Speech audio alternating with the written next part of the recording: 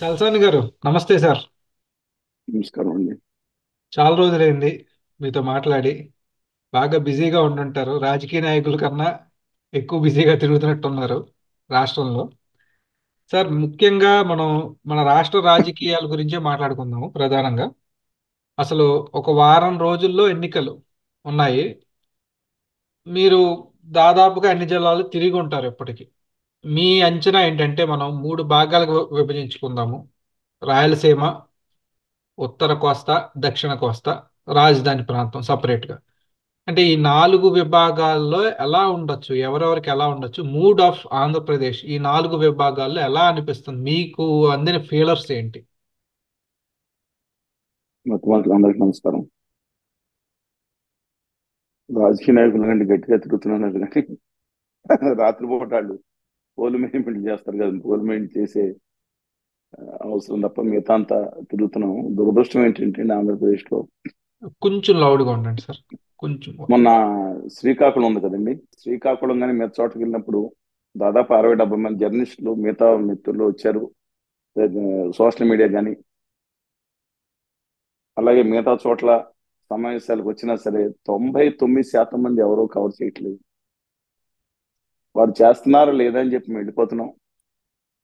పట్టించుకోవట్లేదు. కానీ అసలు మనుషులు కూడా మీరు ఎవరి పక్షం సార్, జగన్ గారి భజన చేస్తారా, చంద్రబాబు నాయుడు గారు లేదా పవన్ కళ్యాణ్ భజన, లేకపోతే ఏకవీర భజన గుజరాతీ వ్యాపారులకు భజన చేస్తారా? ఇలాంటి వాళ్ళు దాదాపు 90% మంది తయారు చేసిన సొసైటీ అండి ఇది. ఈ రాజకీయాలను చేసిన ఈ దౌర్భాగ్య పరిస్థితి ఈ దేశంలో ఎక్కడా కూడా లేదండి. ఎస్, ఎమోషన్స్, ప్యాషన్స్, వ్యక్తిగత వారసత్వం మీద పెంచేసి అవతల ఆయన బూతులు తిట్టుకుని వీళ్ళు బూతులు తిట్టి ఇది 24 గంటలు టీవీలో చూపించి ఓ మర్డర్ కేసుని సాగదీస్తా అది భూ ప్రపంచాలు దద్దరిల్లినట్టు హంతకుల్ని గంటల్లో వాళ్ళు ఒక పక్కన చెప్తున్నా సరే, నేను వాళ్ళు వచ్చి కూర్చున్నారని నేను చెప్పనండి, కానీ వాళ్ళు 7 సార్లు వేశాను అని ఇది ఇంకోళ్ళు మాట్లాడుతుంటే ఇంతకు ముందు మొదటి చూసామండి ఎపిసోడ్స్. ఒకసారి కాదు, రోజు గంటలు కూర్చోబెట్టి ఓటు హక్కుని వినియోగించుకోండి, నీతి నిజాయితీ నిబద్ధత ఉన్న వాళ్ళు ఏ పార్టీ వాళ్ళని వేయండి అని చెప్తుంటే మమ్మల్ని బ్యాన్ చేసి, ఇది మేము చెప్పాను కానీ ఎలక్షన్ టైంలో కూడా నీతి నిజాయితీలతో ఏమని చెప్తుంటే మేము ఇది అక్కర్లేదా ఓటు హక్కు వినియోగించుకోమని కంప్లీట్ గా 95% మీడియా అండి, 98% మీడియా చూపించిన వాళ్ళకి ధన్యవాదాలు ఎప్పుడు చెప్తాను. మా వాదన దాన్ని చూపించక్కర్లేదు, మా వాదన కానీ నాలాంటి వాళ్ళు చేసే వాదన, స్వతంత్రంగా చేసే వాదన, ఆంధ్రుల హక్కులు, తెలుగు జాతి ఆత్మగౌరవం గురించి తెలిపే వాదన తెలిపే మీడియాలు తగ్గిపోయినాయి. వాళ్ళు తెలపకపోతే మీరు చేయలేరంటే వాళ్ళు మరి ప్రజలు ఎలా తెలుసుకుంటారు? మీడియా మీదే డిపెండ్ అయిపోతున్నారు. మౌత్ పబ్లిసిటీ చేసే అంతమంది 1,00,000 మంది కార్యకర్తల బలం మాకు లేదండి. కానీ ఎవరో ఒకళ్ళు అలాంటి వాళ్ళు ఖచ్చితంగా రాష్ట్రంలో ఏదో మూల స్వతంత్ర వ్యక్తిత్వంతో తెలుగు జాతి ఆత్మగౌరవాన్ని ఢిల్లీ పాదశాల దగ్గర బానిసల్లా తాకట్టు పెట్టిన వాళ్ళు ఎక్కడో చోటున్నారు. ఈ తాకట్టు పెట్టించేటట్టు ఏర్పాటు చేసిన రాజకీయ నాయకుల మాయాజాలం కూడా ఖచ్చితంగా ప్రజలు బయటకు వస్తారు. మొట్టమొదటిగా నా పేరు మీరు అడిగిన ప్రశ్న, సరే మీరు అడిగిన ప్రశ్న, దీన్ని ఆంధ్రప్రదేశ్ రాజకీయ చిత్రాన్ని మనం మొత్తంగా మూడు మూడు పార్టులుగా, అంటే ఉప ప్రాంతాలుగా విభజించవచ్చండి. లేదంటే వేరు చేసి ఉప ప్రాంతాల కంటే ఉత్తరాంధ్ర ఒకటి, ఈస్ట్ వెస్ట్ కృష్ణా గుంటూరు ఒకటి, రాయలసీమ 4 జిల్లాలు, ప్రకాశం నెల్లూరు ఒకటి చూసుకుంటే, లేదంటే లేని పక్షంలో ఉత్తరాంధ్ర 34 సీట్లు, east and west 34, Krishna Guntur 33, Prakasam Nellore 22, Rayalaseema 52, మొత్తం 170 సీట్లు తీసుకోవచ్చు. కానీ నేను అబ్జర్వ్ చేసిన ప్రకారం, నాకు లభించిన సమాచారం ప్రకారం ఇంతకుముందు మనం కూడా, మీరు సర్వే అన్నారు, అంచనాలు ఏ విధంగా ఉన్నాయని నేను స్పష్టంగా చెప్పడం జరిగింది మీ అందరికీ కూడా. నా అంచనాలు కన్సిస్టెంట్ గా ఉన్నాయి. ఉన్నట్టుండి ఉపద్రవం మీద పడిపోతే తప్ప అద్భుతంగా మారిపోవటానికి, రాజీవ్ గాంధీ గారు హత్య జరిగినప్పుడు ఎలక్షన్ మధ్యలో ముందు ప్రతిపక్షాలకు మెజార్టీ వచ్చినాయి, కృష్ణాల ప్రసాద్ సింగ్ గారి నేతృత్వంలో కానీ మిగతా కానీ. రెండోసారి జరిగిన ఎన్నికల్లో ఆయన చనిపోయిన తర్వాత ఎన్నికలు పోస్ట్ పోన్ చేయబడ్డాయి. దానికి అనూహ్యమైన మార్పు వచ్చింది. అందువలన లేదా ఇంకోటి అయితే తప్ప ఇది చేయరు. ఎన్టీ రామారావు గారు దింపేసినప్పుడు ఆంధ్రప్రదేశ్ లో భయంకరమైన ఉమ్మడి ఆంధ్రప్రదేశ్ లో ఏదైతే ఆ యాంటీ వేవ్ వచ్చిందో కాంగ్రెస్ కి, అది ఇందిరాగాంధీ గారు చనిపోయిన యాంటీ వేవ్ ను కూడా, అంటే 1984లో వాజ్పేయి గారు లాంటి వాళ్ళు కూడా, విజయరాజ్ సింధియా గారు వారి మెయిన్ కాన్స్టిట్యూన్సీ అక్కడ ఉంది, చూశారు మీరు. మన దగ్గర అలాంటి చోట గ్వాలియర్ లో కూడా ఓడిపోయిన సందర్భాలు దేశం మొత్తం మీద. కానీ ఎన్టీ రామారావు గారిని దింపేసింది అది ఆంధ్ర వాళ్ళ తెలుగు వాళ్ళ కలిసి కాంగ్రెస్ మీద 30 సీట్లు ప్లస్ వాళ్ళ మిత్రపక్షాలకి దాదాపు 6 సీట్లు 5 సీట్ల పైన తెచ్చిపెట్టిందండి. అందుకని అంతటి ఉపద్రవం జరిగింది. అందుకని ఐకాన్ వ్యూవర్స్ ఏదైతే ఉన్నారో కన్సిస్టెంట్ గా ఇంతకుముందు నేను చెప్తున్న ప్రకారం బిఫోర్ గుమా వ్యాపారుల ఉత్తర భారత పార్టీ కలిసే ముందు వరకు జనసేన తెలుగుదేశం వామపక్షాలు కలిసే కూటమి ఏదైతే ఉందో 125 స్థానాలు దాదాపు వచ్చి ఉజ్జాయింపుగా 4 అవకాశం ఉంటే వైఎస్ఆర్ కాంగ్రెస్ పార్టీకి 47 నుంచి 52 సీట్లు మాత్రం వచ్చే అవకాశం ఉండేది. కానీ ఎప్పుడైతే ఆంధ్రప్రదేశ్ నమ్మద్రోహం నయవంచన చేసి ఎవరు పడితే వాళ్ళని ఆడుకుంటుందో, చంద్రబాబు నాయుడు గారిని జైల్లో పెట్టించిన ఏదైతే ఉందో మీరు చూశారు. ఆ జైల్లో పెట్టించిన సంఘటనలో రాష్ట్ర ప్రభుత్వం ఉందా ఇంకొకళ్ళు ఉందా, కానీ ఇది కేంద్ర ప్రభుత్వ సహకారం లేకుండా జరగదు అనే విషయం చిన్న పిల్లవాడి దగ్గర నుంచి పెద్దవాళ్ళకు కూడా 90 మందికి తెలుసండి. చివరిలో క్యాబేజీ పురుగులు అహ్మదాబాద్ నుంచి పెట్టుకుంటే ఇక్కడ సిద్ధంగా ఎవరు లేరనుకుంటున్నాను. అది తెలిసిన ఇవాళ ఏ తెలుగుదేశం కార్యకర్త 90% మంది కూడా కడుపులు రగులుకుపోయి ఉన్నారు. ఆ రోజు వారు మాట్లాడిన మాటలు కానీ, గవర్నర్ సోము వీర్రాజు గారు ఇంతకుముందు చేసింది కానీ, ఇదన్నీ తెలుసు. టీవీ నరసింహారావు గారు ఏ విధంగా మాట్లాడుతున్నారు. వాళ్ళు తప్పనిసరి పరిస్థితిలో పొత్తుని సమాధానం పరుచుకుంటున్నారు. కానీ ఇవాళ అది పొత్తు పెట్టుకున్న తర్వాత ఇవాళ ఆ పార్టీ యొక్క కూటమి యొక్క బలం 85-90 సీట్లు పడిపోయిన ఒకనొక క్షణం లోయెస్ట్ పడిపోయిన ఇవన్నీ కొలమానాలు ఉజ్జాయింపుగా ఉంటాయి. దీనికి ఆధారాలు ఏంటంటే మిత్రులు, తెలిసిన వాళ్ళు, విద్యులు, సీనియర్ సెఫాలజిస్టులు. నేను జస్ట్ అడుగుతాను కానీ మొత్తం కాన్స్టిట్యున్సీస్ వైజ్ నేను సెపరేట్ గా అడగాల్సిన పని లేదు. వారు కూడా బికాస్ వారు ఒక పార్టీలకు అత్యధికంగా వాళ్ళు కాంప్రహెన్సివ్ గా సర్వే మాక్సిమం 1,00,000 శాంపుల్, 2,00,000 శాంపుల్ తీసుకుని 3,00,000 శాంపుల్ తీసుకుని చేసే సందర్భంలో వారు పార్టీకి బద్దులే ఉండాలి కాబట్టి ఓన్లీ దిష్టి తీసుకుంటారు. అందుకని అలాగే మనకి మన ఆర్గనైజేషన్ లో కూడా విశ్రాంత వైస్ ఛాన్సలర్స్, ప్రస్తుత ఆచార్యులు, స్టూడెంట్స్, కార్మిక సంఘాలు, జర్నలిస్ట్ మిత్రులు అనేకులు ఉన్నారు మన సాధన సమితిలో భాగం. వారి యొక్క సమాచారం కూడా మిగతా సమాచారం కూడా తీసుకుంటాం. ఇవన్నీ కూడా గమనించుకుని వాస్తవ ఆధారాలని మారుతున్న దాన్ని బట్టి చెప్తే ప్రకారం 90 ఇవాళ దీంట్లో కూటమి లోపల ఈ గొడవల వల్ల శ్రీకాకుళంలో మీరు చూసారు ఉదాహరణకి కల్మట మోహన్ రావు గారి క్యాంప్ ఎలా జరిగిందో, అలాగే పాతపట్నంలో అదే విధంగా ధర్మాన ప్రసాదరావు గారికి వ్యతిరేకంగా ఉన్న గోండా అప్పల సూర్యనారాయణ గారు, మిస్సెస్ లక్ష్మీదేవం గారు పక్కెళ్ళటం, నేను రాజకీయాలు నిర్మించుకున్నా అని చెప్పడం, ఆ తర్వాత శంకర్ గారిని తీసుకురావడం ఈ సమయంలో వచ్చింది. అలాగే హెచ్ఆర్లో అక్కడ స్థానికంగా సంబంధం లేని వ్యక్తిని కళా వెంకటరావు గారిని వేరే చోటకి ఎక్స్పోర్ట్ చేసి అక్కడ పెట్టడం, ఆ రాజ్యంలో కొండు మురళి గారు గ్రాఫ్ కొంచెం తగ్గటం, ఇవన్నీ కూడా పరిగణన తీసుకుంటే ఆ రోజుల్లో అంటే ఒక జిల్లా ఊరిని చెప్తున్నాయండి. ఆ రోజుల్లో తెలుగుదేశం పార్టీ అండ్ కూటమి గ్యాప్ ఏదైతే ఉందో కొంత తగ్గి మాట వస్తుంది. కానీ తిరిగి అవన్నీ పరిష్కరించుకుంటారో కన్సాలిడేషన్ అవుతూ వెళ్తున్న నేపథ్యంలో ఈ మధ్య కాలంలో గత 10 రోజుల నుంచి ఎవ్రీబడి ట్రైన్ టు అంటే అండర్స్టాండ్ జగన్ గారు ఏం చెప్పబోతున్నారని మేనిఫెస్టో చాలా ఉత్సాహం ప్రజల్లోనే కాదు, ప్రతిపక్ష పార్టీలో జనసేన తెలుగుదేశంలో కూడా దాన్ని చూస్తా ఉన్నారు. అది ఎప్పటి నుంచో 9వ తారీఖు పోస్ట్ పోన్ అవుతా 20 రోజులు పోస్ట్ పోన్ మొన్న 10 రోజులు 13 రోజుల క్రితం ఇచ్చారండి, 2 రోజుల క్రితం. దాంట్లో ఏమవుతుందంటే ప్రజలు ఇవాళ చంద్రబాబు నాయుడు గారి అమ్మాయిలు లేదా అమ్మాయిలు పర్లేదు నన్ను ఏమైనా అనుకోవచ్చు, కానీ వాస్తవం అనేది వాళ్ళు కూడా అర్థం చేసుకుంటారు. సంక్షేమ పథకాల విషయంలో చంద్రబాబు నాయుడు గారికి ఉన్న విశ్వసనీయత కంటే డెఫినెట్ గా ఆ రోజు రాజశేఖర రెడ్డి గారు, అంతకుముందు ఎన్టీఆర్ గారు అతను ఉత్కృష్టంగా, అది వేరు. తర్వాత జగన్మోహన్ రెడ్డి గారు విశ్వసనీయత ఎక్కువ ఉందండి సంక్షేమ పథకాల విషయం. అత్యధికులుగా అంటే బయ్యంలా చెప్తాం 100 మందికి విశ్వాసం ఉందని కాదు, 72% నమ్మచ్చు. ఎందుకంటే చంద్రబాబు నాయుడు గారు ఇంతకుముందు రైతు రుణమాఫీ, రైతు డ్వాక్రాలు, నిరుద్యోగ భృతి, క్యాష్ ట్రాన్స్ఫర్ ఇవన్నీ చూశారు కాబట్టి. కానీ చంద్రబాబు నాయుడు గారికి ఉన్న ఇమేజ్ ఏంటంటే అబౌట్ ది విజన్ 2047, ఎట్లా చేయించాలి, లేకపోతే ఆ, ఏదన్నా తీసుకొచ్చి ప్రత్యేక హోదా తీసుకొచ్చి విభజన హామీలు తీసుకొచ్చి ఏదో ఇన్సెంటివ్ తీసుకొచ్చి పెడతారు అంటే ఆ రాష్ట్రం అడ్డంగా అన్ని హామీలు ఇచ్చేసి ఒక కారు ఇంకోటి తీసుకురావడం కాకుండా ఒక ఇది. కానీ జగన్మోహన్ రెడ్డి గారికి నేను గారు ఇవాళ అంత సీరియస్ గా ఎక్కువ మంది తీసుకోలేదు. కానీ జగన్మోహన్ రెడ్డి గారి మేనిఫెస్టో వచ్చిందో కంపేర్ చేసుకున్నాం మన దగ్గర మొత్తం గేమ్ చేంజర్ అంటారు కదండి.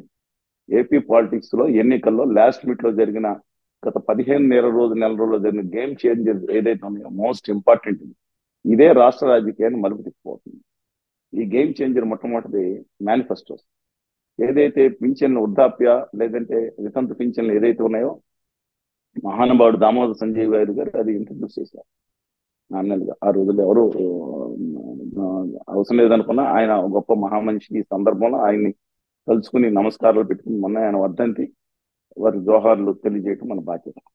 సరే, ఇప్పుడు జరిగిన సందర్భం ఏంటంటే ఆ ఆ పింఛన్లు ఏదైతే ఉన్నాయో అది 3,000 రూపాయలు ఉంటే దాన్ని 4,000 రూపాయలకి పెంచుతాను అని చెప్పి ఆ, చంద్రబాబు నాయుడు గారు హామీ ఇవ్వటం తక్షణమే నేను అంటే బిఫోర్ ఎలక్షన్ డేట్ రాకముందే ఆయన ప్రకటించడం జరిగింది. మేము మొదటి నెల ఇచ్చేస్తాం అంటే ఏప్రిల్లో ఎన్నికలు అవుతానని మేలో కానీ జూన్లో కానీ ఇచ్చేస్తాం జరిగిందండి. కానీ జనం ఎక్కువ మంది ఇస్తారు లేదనుకున్నారు. జగన్మోహన్ రెడ్డి గారు ఇంకా ఇస్తారనుకునే నేపథ్యంలో చాలా మంది జనం ఉన్నారు. కానీ జగన్మోహన్ రెడ్డి గారి మేనిఫెస్టోలో 3,000 రూపాయలు ఉంటుంది. 2028లో 250, 2029 జనవరిలో 250 చొప్పున పెంచుతానేటప్పటికి ఇది వాళ్ళ కార్యకర్తలు కాదు వాళ్ళ ఎమ్మెల్యేలు కూడా షాక్ లా తెలియదు. ఎందుకంటే దర్ ఎక్స్పెక్టింగ్ మచ్ మోర్. 5,000 రూపాయలు దశల వారీగా పెంచుతారేమో అని. రైతు రుణమాఫీ వస్తున్నాం, కరెంటుకి తెలంగాణలో 200 యూనిట్ ఫ్రీ, ఇలాంటి 3-4 గణకు పెడితే ఆయన డెఫినెట్ గా అధికారంలోకి ఎలాంటి నేను ఆయన ఇప్పుడు కక్ష సాధింపు చర్యలు లేదా అమరావతి మీద ఇవన్నీ వీటిని ఎవరు నాలాంటి వాళ్ళు ఖచ్చితంగా తూతండేలు వ్యతిరేకిస్తుంది. అది వేరు. కానీ వాస్తవాలు వాస్తవం జరిగేటట్టు మనం చెప్పుకోవాలి. అది మేము ఉద్యమ నేపథ్యం మాది. ప్రత్యేక హోదా మీద నమ్మక ద్రోహం చేశారు అటు జగన్మోహన్ రెడ్డి గారు ముందు బాధ్యత కాదు ఆయన, తర్వాత ప్రతిపక్ష పార్టీలు కూడా పక్కన కాడి పడేసి ఆంధ్రప్రదేశ్కి అన్యాయం చేసింది అనేది నా భావం. అది తర్వాత వస్తాను, కానీ విశ్లేషణగా చేయాల్సిన అవసరం ఉంది. అందువలన ఎప్పుడైతే ఇది అన్నారో నేను చాలా మందితో మాట్లాడినప్పుడు 70 ఏళ్ళు, 72 ఏళ్ళు, 74 అవరు వారందరూ కూడా అయ్యా మేము బతుకుంటాం, 5 ఏళ్ళ తర్వాత ఇస్తాడంటే 250, ఎంతో మంచివాడు జగన్ కానీ వాళ్ళు కూడా అక్కడ దాకా బతుకుంటామా అన్నారు. ఆ తర్వాత రెండు ఈ ఈ రెండో విషయం, ఇప్పుడు డిస్కషన్ జరుగుతుంది gas bundle free, 3 gas bundle. సరే, నాలుగోది కూడా ఇస్తాను. గుంటూరు జిల్లాలో వెళ్ళినప్పుడు ఒక ఎమ్మెల్యే చెప్పారంటే నాలుగోది కూడా ఇస్తానండి. చాలా మంది అంటే ఇప్పుడు అమెరికాలో మిగతా వాళ్ళు గ్యాస్ బండ్ల విషయంలో పట్టించుకోవచ్చు, సామాన్యులు గ్రామీణ ప్రాంతాల్లో ఉన్న వారికి ఇది చాలా కన్సర్న్. మొన్నటి వరకు కూడా ఏప్రిల్ 10వ తారీఖు వరకు గ్రామీణ ప్రాంతాల్లో ఉన్న మహిళల్లో 55% జగన్మోహన్ రెడ్డి గారు, 50 నుంచి 55% ఒకే పార్టీ అనుకూలంగా ఉన్న సందర్భం. అదే అర్బన్ ప్రాంతాల్లో చాలా వ్యతిరేకత ఉంది, దాదాపు 60% పైగా వ్యతిరేకత ఉంది. అది గ్రామీణ ప్రాంత మహిళల్లో మాత్రం ఒక ఉన్న సందర్భంలో ఇది వాళ్ళకి టచ్ చేసి 3 గ్యాస్ సిలిండర్ అంటే ఒక ఎక్కువ మంది ఇప్పుడు చిన్న ఫ్యామిలీస్ కూడా అయిపోతున్న నేపథ్యంలో కొడుకు కూడా వేరే గ్యాస్ బండ్ తెచ్చుకుంటా ఉన్నారు. పక్క ఒకే ఇంట్లోనో లేదా గుడిసెలోనో లేదా పక్కనున్న పెంకుటిల్లోనో లేదా పక్కన దాంట్లోనో ఉన్న సందర్భంలో ఇద్దరే ఉంటున్నారు. వాళ్ళకి ఒక గ్యాస్ బండ 3 నుంచి 4 నెలలు ఇప్పుడు వేడి నీళ్ళు కాసుకోవాలని బయట పోయి కట్టిపల్లు దొరుకుతాయి వాళ్ళకి కాసుకుంటారు. గ్రామీణ ప్రాంతాల సంగతి ఇవాళ ఇంకో గ్యాస్ బండ్ అంటే దాదాపు 4 గ్యాస్ బండ్ అంటే సంవత్సరానికి రూపాయి కట్టక్క. అది సెంటిమెంట్ అంటే ఖర్చు తక్కువై ఉండొచ్చు, 3,600 అయి ఉండొచ్చు, కానీ రాష్ట్ర ప్రభుత్వానికి పెద్ద బడ్జెట్ కాకపోవచ్చు ఈ విషయం, కానీ అది సెంటిమెంట్. అప్పుడు ఇచ్చాను దీపం ఈ సెంటిమెంట్ దీని వలన ఒకటి మొగ్గు చూపుతున్నారు. మూడో విషయం ఏంటంటే ఇప్పుడు ఇది అమ్మఒడి ఉంది కదండి, అది 13,000 13 ఇవ్వటం, ఇది నేను పెంచుతాను 4-3 కని పెంచుతానంట. ఇవన్నీ కూడా లాట్ ఆఫ్ ఇంపాక్ట్ చూపిస్తా ఉంది. ఆఖరిగా మేము వెళ్ళినప్పుడు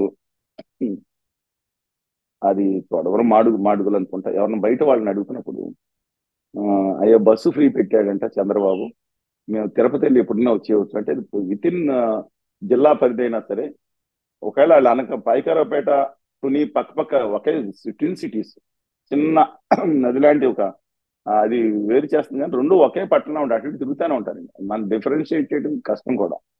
అక్కడ బస్సు ఎక్కి ఇక్కడ బస్సు ఎక్కి జిల్లా కూడా దాటిపోవచ్చు, వేరే సంగతి. కానీ ఈ ఫ్రీ బస్సు అనే పథకం అనేది మహిళలు, అందులో పెద్ద ఆయన ఏదో మాట్లాడుతూ ఉంటే, నీకు లేదులే అయ్యా మాకు ఇస్తున్నాడులే, ఇది సెంటిమెంట్ వెళ్తా ఉంది. ఆ, ఇవన్నీ కూడా నేను ఎందుకంటే ఇంపాక్ట్ చూపిస్తున్నాయి. సరే, ఫ్రీబీస్ అనే కార్యక్రమాలకి పూర్తిగా నేను వ్యతిరేకం కాదు. ఆ పనులకు ఇంకా సాయం చేయాల్సింది. కానీ ఓట్లు పొందే పథకాలు ఇది చాలా రాష్ట్రాన్ని సర్వనాశనం చేయబోతున్నాయి. ఆ పనులకు ఇవ్వండి, కానీ గుత్తగా ఓట్ల కోసం ఇవ్వద్దు. ఎలాంటి పథకాలంటే, చంద్రబాబు నాయుడు గారు 4,000 ఇస్తానంటవే కాకుండా ఏప్రిల్ నుంచి 2 నెలలు అన్నారు, తర్వాత ఎన్నికలు 3 నెలలు. అంటే ఆ 4,000తో పాటు మొదటి ఇచ్చే విడత 6,000 7,000 ఇచ్చేస్తారంటే అన్అఫిషియల్ లంచం 3,000 ఇస్తారన్నమాట. నేను చెప్తున్నానండి ఇది. ప్రజలు 2,000 రూపాయలు పంచితే, ప్రజలకి దిక్మాల రాజకీయ నాయకులు తమ సంపాదన నుంచి పంచితే, ఇది అఫీషియల్ గా అధికారంలోకి వచ్చిన వెంటనే 7,000 రూపాయలు ఇస్తాను అంటాం. సరే, నేను ఇప్పుడు ఏ రాజకీయ పార్టీ వాళ్ళు మేము జగన్మోహన్ రెడ్డి గారికి ఎలా ఇస్తారు మీరు ఇవన్నీ హామీలు అంటే, సంపద పెంచిస్తాను, అవినీతి అరికట్టిస్తాను. ప్రతి రాజకీయ నాయకుడు చెప్పేదే కదా. ఇప్పుడు వీళ్ళు కూడా చెప్తున్నారు, ప్రత్యేక హోదాని, విభజన హామీలని తొంగలో తొక్కి రాష్ట్రానికి హక్కుగా రావాల్సినవన్నీ పక్కన పెట్టి ఇవాళ మేము ఇచ్చేస్తాం, సంపద సృష్టిస్తాం. అసలు రావాల్సిన హక్కులు తీసుకోకుండా అవతల బీజేపీ పార్టీ ఏమో దాని గురించి కూడా మాట్లాడతాం. ఇవాళ ఇలాంటివి చేయటం. రెండోది నేను చెప్తున్నాను, 13,000కే లేదా ఆటో వాళ్ళకి 10,000 పెద్ద ఇవ్వదండి. అది 200 కోట్లు 300 పెద్ద ఇష్యూ కూడా కాదు. దాన్ని భూతద్దంలో చూపించి శ్రీలంక, వెనుజులా అయిపోతున్న ఆంధ్రప్రదేశ్ అప్పులు అయిపోయి, మాకు ఆయన పెద్ద ఆయన మాట్లాడతా 20 లక్షల కోట్లు 15 లక్షల కోట్లు కడపడినప్పుడు ఏంటంటే 2 లక్షల కోట్లు అంటే, మేము అలా చెప్తాం కదండి, చెప్తే జనం 10 లక్షల కోట్లు అని కూడా అనుకుంటారు కదా అని ఒక పార్టీ, ప్రతిపక్ష పార్టీ వాళ్ళు. అధికార పార్టీ వాళ్ళు సెంట్రల్ గవర్నమెంట్ రాసేటప్పుడు 4,50,000 కోట్లు అప్పని దాపిస్తుంది. వీళ్ళు ఇచ్చే సమాచారం మీద కదా ఆర్బీఐ తీసుకునేది.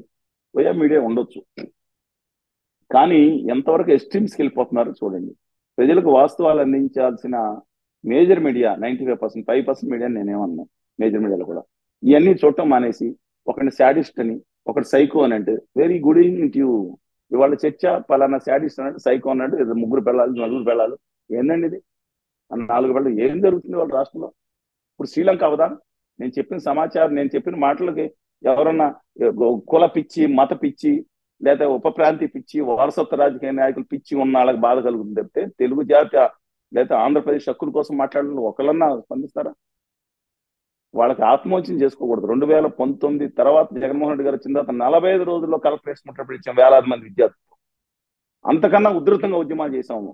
ఢిల్లీలో ఎన్నిసార్లు వెళ్ళాము, కేంద్ర మంత్రి కలిసాము, పార్లమెంట్ ముట్టించాము. లాస్ట్ మంత్ 8వ తారీఖున ఒక్క పత్రిక, ఒక్క టీవీ, వామపక్షాలు తప్ప, వందలాది మంది లాస్ట్ మంత్ 8వ తారీఖున నిలబడి అక్కడ జంతర్ మంత్రులు ధర్నా చేస్తే, ఒక్కళ్ళ విశాఖ ప్రత్యేక హోదా కోసం చేస్తే, ఒక్కటి రాష్ట్రం మొత్తం మీద ఒక్క అక్షరం ముక్క రాయలేదంటే, అదర్ దాన్ ఇది మేజర్ ఛాన్స్. ఒక్క సెకండ్, అర సెకండ్ కూడా చూపించలేదంటే నేను ఏం చెప్పనండి. చేయలేదా ఉద్యమం?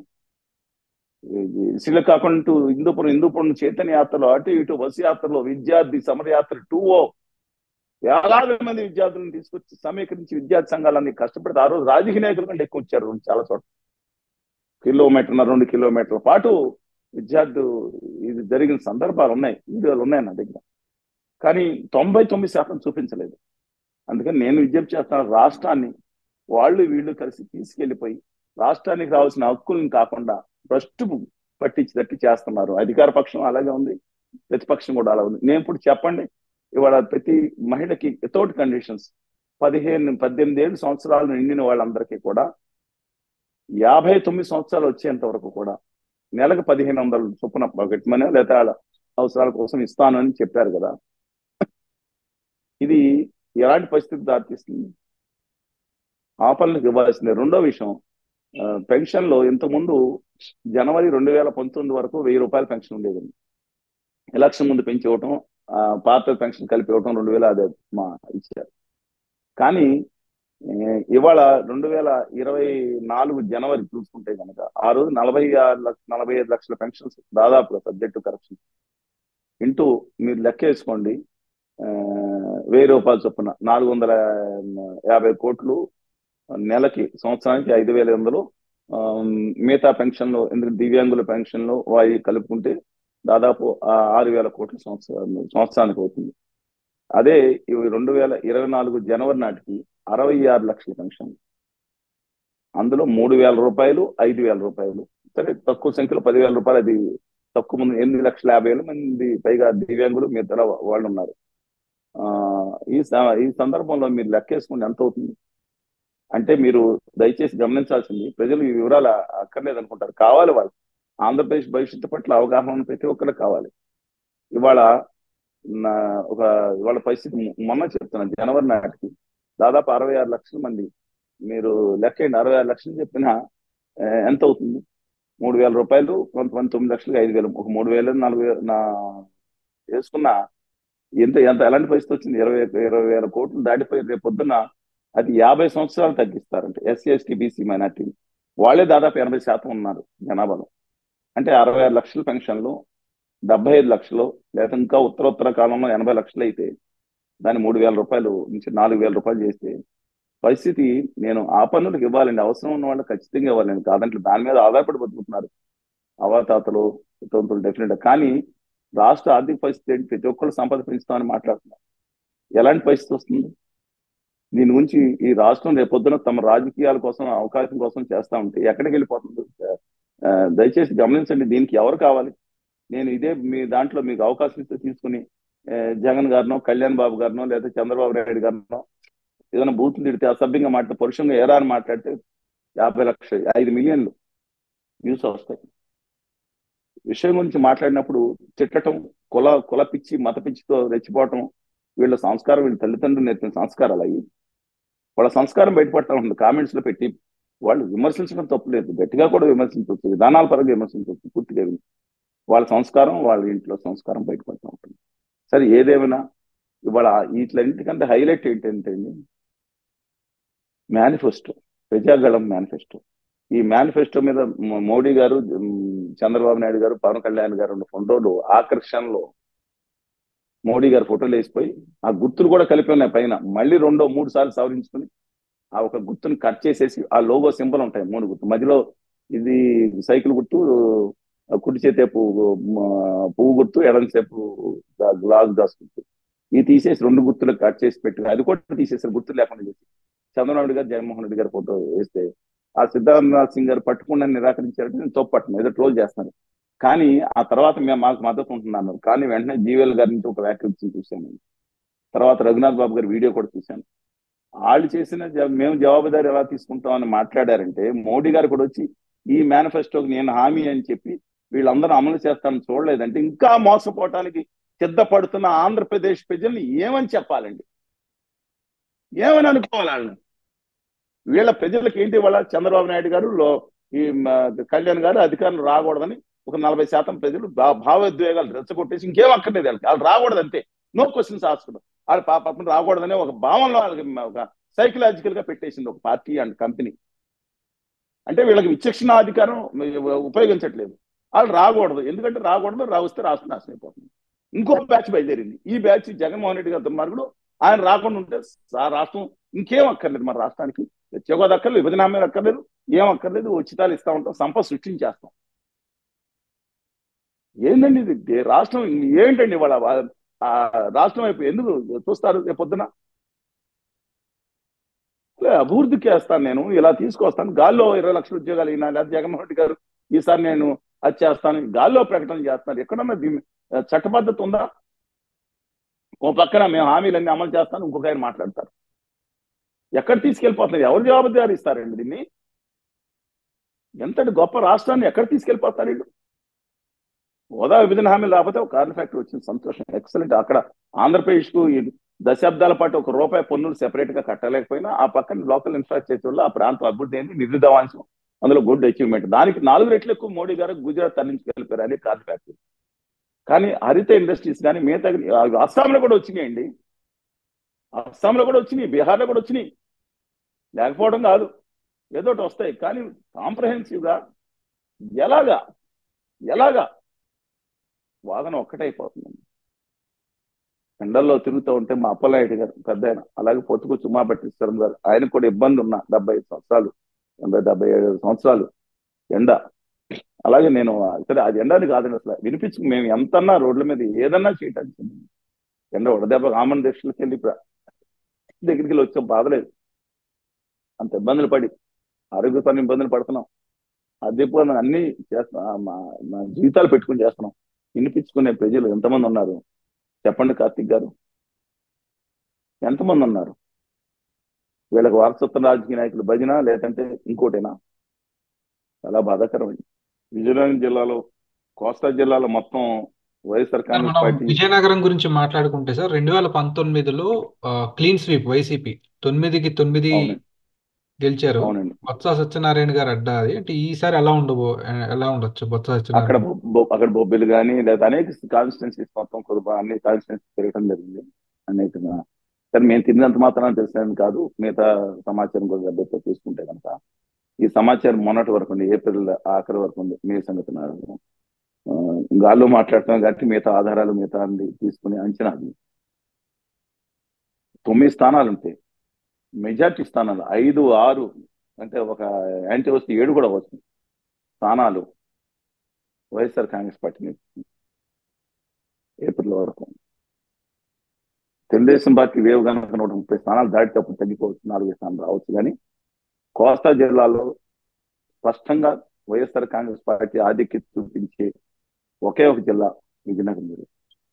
అనేక కారణాలు ఉన్నాయి. బొత్స గారు వారి కుటుంబం కూడా సైద్యులకు రావడం, శ్రీనివాసరావు గారు వీళ్ళందరూ కూడా కలిసికట్టుగా పనిచేయటం, అందరూ బొత్స ఝాన్సీ లక్ష్మి గారి మాటని జవదాటపోతాం కుటుంబంలో. అలాగే మిగతా కొన్ని ఇష్యూస్ కూడా కలుపుకొని ఆ, అక్కడ ఒక మెజార్టీ వచ్చే అవకాశం ఉంది. అలాగే శ్రీకాకుళంలో ఉన్న 10 స్థానాల్లో మీకు తెలుసు బెందాళం అశోక్ గారు అలా మరియు టెక్కల్లో అచ్చెన్నాయుడు గారు వచ్చారు క్రితంసారి అసెంబ్లీకి. ఈసారి అది రివర్స్ అయ్యే అంటే వారు నెగ్గుతారు. వైఎస్ఆర్ కాంగ్రెస్ పార్టీకి 2-3 స్థానాలు, మాక్సిమం 4 స్థానాలు వచ్చే అవకాశం మాత్రం కనపడుతుంది అక్కడ అభిప్రాయం ప్రకారం. అలాగే విశాఖపట్నంలో ఉన్న 15 ఉమ్మడి జిల్లాలు చెప్తున్నాం, 15 స్థానాల్లో ఇక్కడ కొంత డివైడెడ్ టాక్ ఉంది.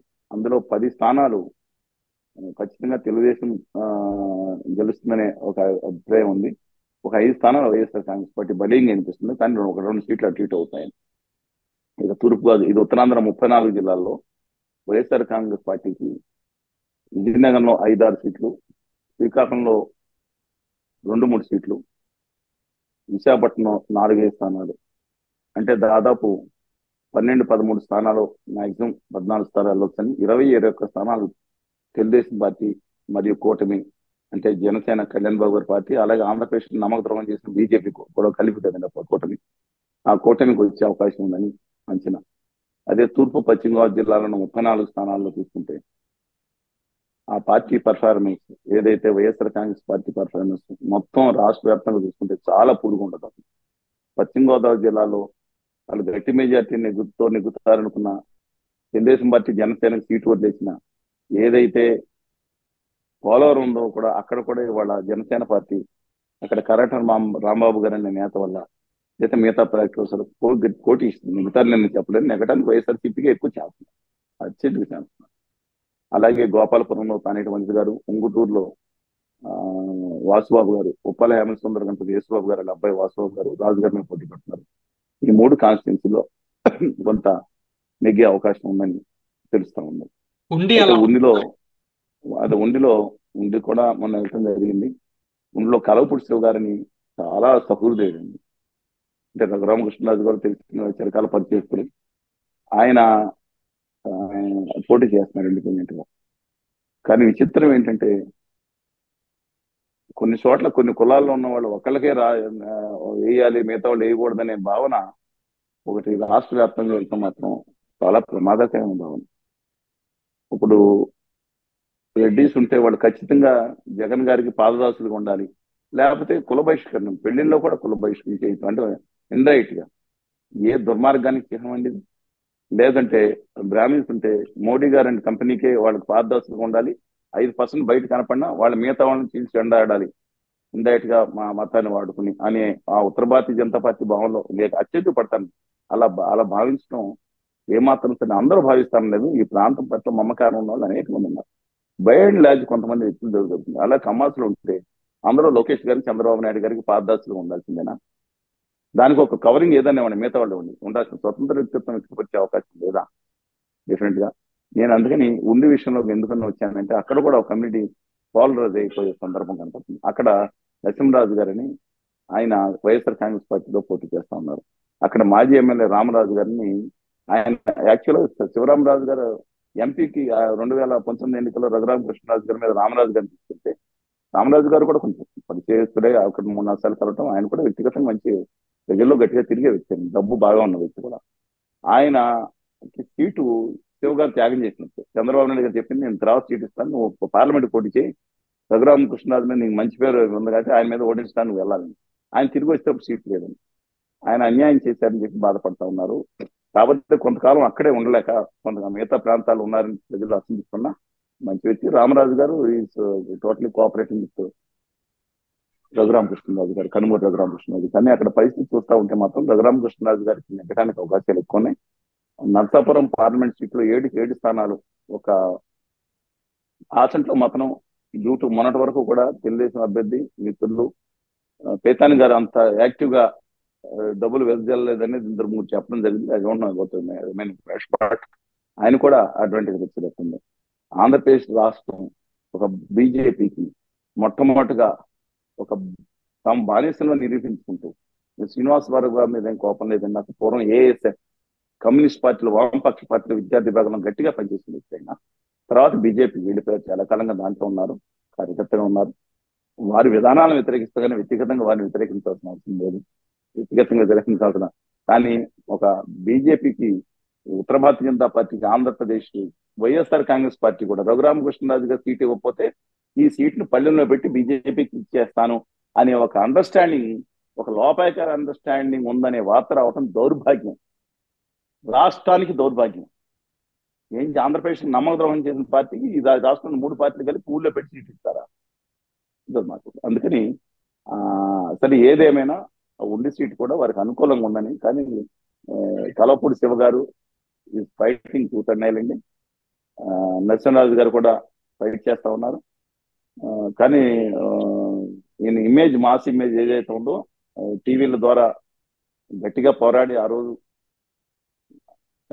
జగన్మోహన్ రెడ్డి గారి హయాంలో ఒకసారి అరెస్ట్ అయ్యి భౌతిక హింసను కూడా ఎదుర్కొన్న రఘురామకృష్ణరాజు గారు మీద గట్టిగా అలాంటి వాళ్ళకు కూడా అది అలా జరగటం అన్యాయం అని చెప్పి గట్టిగా ఖండించాం. కానీ అక్కడ స్థానికంగా కొంతమంది ప్రజలు ఏం చెప్తుంటే అది ఆయనకున్న డబ్బు ఇష్యూ, పర్సనల్ ఇష్యూలో గొడవని రాష్ట్రానికి గుర్తుంటున్నారని, ఆయన 4 ఏళ్ళు ఎందుకు రాలేదు, ఆయన వైస్ సెక్యూరిటీ ఉందిగా ఎందుకు రాలేదు అని, అసలు కనీసం ఈ నియోజకవర్గానికి 5 ఏళ్ళు ఉండి ఏం చేశారు, పార్లమెంట్ నువ్వు మాట్లాడుతున్నా అని వాళ్ళు ఎగనిస్తూ మాట్లాడేవాళ్ళు అక్కడ వినిపిస్తున్నాం, మాట్లాడండి. సరే, నా అభిప్రాయం అది. అందుకని తూర్పు పశ్చిమ గోదావరి జిల్లా అక్కడ ఆగిపోయాం ఒంటి దగ్గర. తూర్పు గోదావరి జిల్లా అయితే తునిలో కూడా వారు వన్ సైడ్ అనుకుంది. మళ్ళీ తిరిగి దివ్య గారు, యనమల రామకృష్ణ గారి కుమార్తె దివ్య గారు ఆవిడ ముందుకు రావడం కొంచెం జరుగుతుంది. కానీ అక్కడ కానీ రాజనగరం కానీ రంపచోడవరం కానీ ఇలా కొన్ని సీట్లు ఏదైతే ఉన్నాయో కాకినాడ టౌన్ కూడా గట్టిగా పోటీస్తున్నారు ద్వారంపూడి చంద్రశేఖర్ రెడ్డి గారు. యాక్చువల్గా అది ఖచ్చితంగా తెలుగుదేశం కొండబాబు గారు నెగ్గే సీట్ అని అభిప్రాయం ఉన్నా సరే పోటీ ఇవ్వడం జరుగుతుంది. పిఠాపురం అయితే ఇది 1,00,000 మెజార్టీ అనేది నాకున్న సమాచారం ప్రకారం, మనం చూసిన సమాచారం ప్రకారం అది లేదు. వంగగీత గారు ఫైట్ ఇస్తున్నారు. ఒక వర్గం అంతా దాదాపు 95% ఒకవైపు వెళ్ళిపోయిన మాట కనపడాలని ఉందని అక్కడ చెప్తా ఉన్నారు. కానీ మిగతా వర్గాలు ఆ రోజు వర్మ గారు అక్కడ వత్సవాయి వర్మ గారు 2014లో రెండో హైయెస్ట్ మెజార్టీ 47,000 ఓట్ల మెజార్టీ ఇండిపెండెంట్ గా నెగ్గిన మనిషి. అదే వారు 2019లో ఓడిపోయారు చేతిలో, వంగగీత గారి చేతిలో. ఆయన కనుక వాళ్ళు ఇండిపెండెంట్ నిలబడితే అవుట్ రేట్ గా నెగ్గే మనిషి. కానీ పవన్ కళ్యాణ్ గారు తన స్టీరింగ్ అంతా వారి చేతులు పెట్టారు. నీ మీద ఆధారపడి నేను గెలవటం చెప్పాను నేను పెట్టాను, ఆయన తిరుగుతా ఉన్నారు. కానీ మిగతా వర్గాలు స్పందిస్తారు, అందువల్ల తేడా వచ్చింది తప్ప. ఎందుకంటే ఎక్కడెక్కడి నుంచో చాలా మంది సినిమా కాదు టీవీ సీరియల్స్ యాక్ట్రెస్ మిగతా వాళ్ళు, జబర్దస్త్ టీము భారీగా తిరుగుతున్నారు అక్కడ. మిగతా వచ్చి అనేక ప్రాంతాల నుంచి వచ్చి వాళ్ళు పెద్ద ఆర్టిస్టుల చిన్న ఆర్టిస్టులు కాదు, అక్కడ కష్టపడి ఎండాక అంతా తిరుగుతూ ఉన్నారు. సరే, వాళ్ళ ఇంపాక్ట్ అనేది ఎక్కువగా జనం ఎంటర్టైన్మెంట్ గా తీసుకుంటున్నారేమో కానీ వాళ్ళని తప్పట్టట్లేదు, కొన్ని ఓట్లు రావచ్చేమో. అక్కడ మాత్రం పోటీ మాత్రం ఏదో 1,00,000 ఓట్లు వచ్చే మెజార్టీగా లేదండి. నా అభిప్రాయం ప్రకారం 10-15 వేలు 20 వేల మధ్యన మాత్రమే కళ్యాణ్ బాబు గారి మెజార్టీ ఏప్రిల్ ఆఖరి వరకు వచ్చే అవకాశం ఉందని నా అభిప్రాయం. ఆ తర్వాత ఈ 15 రోజుల్లో ఇవాళ మారొచ్చు. కానీ మొత్తం ల్యాండ్ టైటిలింగ్ యాక్ట్ ఏదైతే ఉందో మనం మాట్లాడదాం, దాని వల్ల ఇవాళ తెలుగుదేశం పార్టీకి 100-105 స్థానాలు ఉండాల్సింది. 80-90 నుంచి 100-105 పెరిగి ఇవాళ ఒక్కవైపు గట్టిగా దూసుకు వెళ్ళిపోయే అవకాశం కూడా కనపడుతుంది అనేక ప్రాంతాల్లో. అందులో కూడా పశ్చిమ గోదావరి జిల్లాలో ఎగ్జామ్షన్ కాబట్టి ముందే ఉంది కాబట్టి రాష్ట్ర వ్యాప్తంగా గేమ్ చేంజర్ కేవలం land titling act plus manifesto. ఇది ముఖ్యమైన గేమ్ చేంజర్. మిగతా జరిగిపోయింది. అమరావతి కాదు కోసం కట్టుబడి నేను ఉన్నాను. కానీ మిగతా రాష్ట్ర వ్యాప్తంగా గట్టిగా ప్రభావం చూపించే దాంట్లో అమరావతి ముఖ్యమైన అంశాలు 3-4 అమరావతి లేదు. అక్కడ స్థానికంగా మాత్రం కన్సర్న్ ఉంది. రైతులు మహిళలు చేసిన పోరాటానికి యాక్సెప్ట్ దాంట్లో. కానీ వాస్తవాలు చెప్పాలి కదా చెప్తున్నాను. అందువలన ఈ నేపథ్యంలో పశ్చిమ గోదావరి జిల్లా, తూర్పు గోదావరి జిల్లాలో ఉన్న 34 స్థానాల్లో 6-7 స్థానాలు వచ్చినా కూడా మాక్సిమం 10 వాళ్ళే వేసుకుంటున్నారు కొంతమంది. ఇది కష్టమని మాక్సిమం 9-10 వచ్చినా సరే 34లో లెక్కేసుకుంటే 25 స్థానాలు తెలుగుదేశం పార్టీ మరియు కూటమికి తగ్గమనే అభిప్రాయం. అందువల్ల అక్కడ ఉత్తరాంధ్రలో ఉన్న 20-21-22 సీట్లు కానీ, తూర్పు పశ్చిమ గోదావరి జిల్లాలో 25 సీట్లు కానీ, అంటే దాదాపు ఇక్కడే 45 సీట్లు ఈ 5 జిల్లాల్లోనూ వచ్చిన నేపథ్యం కనపడతాం. అలా కృష్ణా గుంటూరు జిల్లాల్లో ఉన్న 33 సీట్లలో కృష్ణా జిల్లాలో ఒక 4-5 సీట్లు, గుంటూరు జిల్లాలో 3-4 సీట్లు, 5 సీట్లు మాక్సిమం అండి. ఈ 34 సీట్లు కూడా వైఎస్ఆర్ కాంగ్రెస్ పార్టీకి అత్యధికంగా 9 సీట్లు రావచ్చు ఉంది. అది అత్యధికంగానే అభిప్రాయం. ఒక రేర్ ఎక్స్ట్రీమ్ కండిషన్ లో అది 15 వెళ్తున్నాం తర్వాత సంగతి. కానీ అక్కడ ఒక 25 స్థానాలు అంటే తూర్పు పశ్చిమ గోదావరిలో 25, కృష్ణా గుంటూరు జిల్లాలో 25, 50, అక్కడ ఉత్తరాంధ్రలో 20-21, 71 స్థానాలు ఈ జిల్లాలో నుంచి అవకాశం. ఇక నెల్లూరు, ప్రకాశం జిల్లాలో 22 స్థానాల్లో నెల్లూరులో మిత్రులు కోటమినేని శ్రీధర్ రెడ్డి గారు ఓడిపోతారని కొంతమంది చెప్తున్నారు. అబ్సల్యూట్లీ అది కాదండి. ఆయన మంచి మెజార్టీతో వెళ్ళిపోతున్నారనే అభిప్రాయం కూడా ఉంది. అలాగే నెల్లూరు టౌన్ కూడా నారాయణ గారు, పొంగూరు నారాయణ గారు డెఫినెట్ గా గట్టి మెజార్టీతో వెళ్ళిపోతున్నారు. ఫైర్ బ్రాండ్ బిగ్ మౌత్ అనే అనబడే అనిల్ గారుని అక్కడికి నరసరావుపేట ఎంపీగా పంపిస్తున్నాం. సరే ఏది కారణాలు ఏదైనా సరే ఈ నేపథ్యంలో ఆయన నెగ్గిపోతా ఉన్నారు. అందుకని అక్కడ 22 స్థానాల్లో ప్రకాశం జిల్లాలో వైఎస్ఆర్ కాంగ్రెస్ పార్టీ 3-4 మాక్సిమం 5 రావచ్చు. చీరాల్లో కూడా ఆ మంచి కుటుంబం ఇప్పుడు వ్యతిరేకం చేయటం. అలాగే ఇవాళ మా గిద్దలూరు రాంబాబు గారికి జగన్మోహన్ రెడ్డి గారి తర్వాత ఈ రాష్ట్రం మొత్తంలో అత్యధిక ఓట్లు మెజార్టీ వచ్చిందండి. 80,000 పైకి ఆయన షిఫ్ట్ చేశారు. మార్కాపురంలో కూడా శెట్టి గారిని ఎక్కువ మంది ఉన్నారు. వాళ్ళందరూ కూడా ఉన్నా సరే మిగతా కమ్యూనిస్ట్ లో తేడా రావటం ఇవన్నీ కూడా ఈ గిద్దలూరు కాన్స్టిట్యున్సీ ఒంగోలు సీట్ ని మెజార్టీ పెంచేసింది. సార్ చూశారు.